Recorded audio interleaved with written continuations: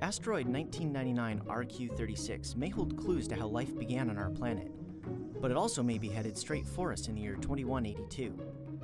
To better understand both the potential scientific and literal impacts of this 1,900-foot diameter asteroid, the OSIRIS-REx mission will give us a closer look.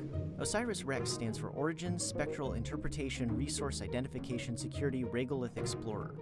Scheduled for launch in 2016, the OSIRIS-REx mission will collect the first samples taken from this special type of asteroid, holding clues to the origin of the solar system and likely organic molecules that may have seeded life on Earth. Researchers will examine the RQ-36's orbit, explore its regolith, and examine the composition and potential for resources like water and metals. OSIRIS-REx will collect samples that will be useful for decades of future research.